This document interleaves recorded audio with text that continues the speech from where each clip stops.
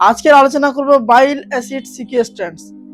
বাইল acid সিকুয়েস্ট্যান্স জানার আগে আমরা জেনে নেব হাইড্রোলিপিডেমিক যে ড্রাগ রয়েছে সেই ড্রাগের একটা ভাগ হচ্ছে বাইল অ্যাসিড সিকুয়েস্ট্যান্স। বাইল অ্যাসিড সিকুয়েস্ট্যান্সটা কি সেটা আমরা জানবো আজকের।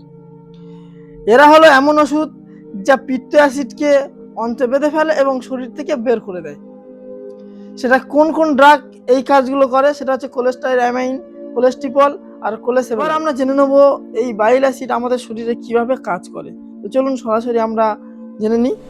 লিভারে কোলেস্টেরল থেকে বাইল অ্যাসিড তৈরি হয়। এই বাইল অ্যাসিড পিত্তের মাধ্যমে অন্তে যায়।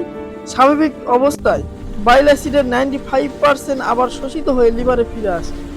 এটাকে বলা হয় ইন্টারোহেপাটিক সার্কুলেশন। এই বাইল অ্যাসিড সিকুয়েস্ট্যান্স অন্তে কি করে? এই ওষুধগুলো ইন্টেস্টাইনাল লুমেনে বাইল অ্যাসিডের সাথে বাইন্ড করে, ফলে বাইল অ্যাসিড আর রিঅ্যাবজর্ব হতে পারে না, ফলে মলের সাথে বের হয়ে যায়। শরীর কিভাবে কম্পেনসেট করে? অন্ত থেকে বাইল অ্যাসিড ফিরে না আসায় লিভারে বাইল অ্যাসিড কমে যায়। এখন লিভার ভাবে বাইল অ্যাসিড কমে গেছে, নতুন বানাতে হবে। লিভার কোলেস্টেরল ব্যবহার করে নতুন বাইল অ্যাসিড বানানোর জন্য লিভার রক্তের এলডিএল কোলেস্টেরল বেশি করে ব্যবহার করে।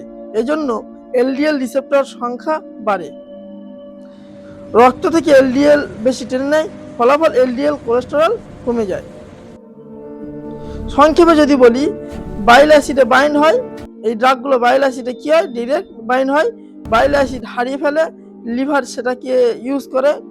কি ইউজ করে না? কোলেস্টেরলগুলোকে ইউজ করে। এবার এর ফলে এলডিএলটা কমে যায়। তবে এই বিষয়ে আমি কিছু গুরুত্বপূর্ণ ক্লিনিক্যাল পয়েন্ট বলে দেবো। যাদের ট্রাইগ্লাইসেরাইড যদি থাকে কোনো পেশেন্টের, তবে এই ওষুধগুলোকে অ্যাভয়েড করা উচিত। আর যারা ফ্যাট সলিউবেল অর্থাৎ ভিটামিন খাচ্ছেন তারা অবশ্যই এই ওষুধগুলো অবশ্যই অ্যাভয়েড করবেন, কারণ এগুলো ভিটামিন এ ডি অ্যাবজর্পশন কমিয়ে দিতে পারে। আর অন্য ওষুধ এছাড়া অন্যান্য ওষুধের তো অ্যাবজর্পশন কমায়, তাই খাওয়ার 1 ঘন্টা আগে বা 4 ঘন্টা পরে অন্য ওষুধ খাওয়াটা খুবই ভালো। মানে এই বাইল অ্যাসিড সিকুয়েস্ট্যান্সের যে ড্রাগগুলো চলছে, এই ড্রাগগুলো ধরেন বাইল অ্যাসিড সিকুয়েস্ট্যান্সের যে ড্রাগগুলো আমি যে বললাম, এই ড্রাগগুলো যখন আপনি খাবেন তখন অন্য কোনো মেডিসিন খাওয়ার আগে অবশ্যই হয় 1 ঘন্টা আগে খাবেন, নয় ওই ওষুধটা খাওয়ার 4 ঘন্টা পরে খাবেন। এইটা আমি বলতে চাচ্ছি। তবে বাইল অ্যাসিড সিকুয়েস্ট্যান্সের যে ড্রাগগুলো রয়েছে, এই ড্রাগগুলো খুব সুন্দর স্ট্যাটিনের সাথে কাজ করে। তাই এই ড্রাগগুলো চালু করার আগে অবশ্যই ডাক্তারের সাথে পরামর্শ নিয়ে চালু করবেন, বা বন্ধ করতে গেলেও সবসময় ডাক্তারের পরামর্শ নিয়ে কাজ করবেন।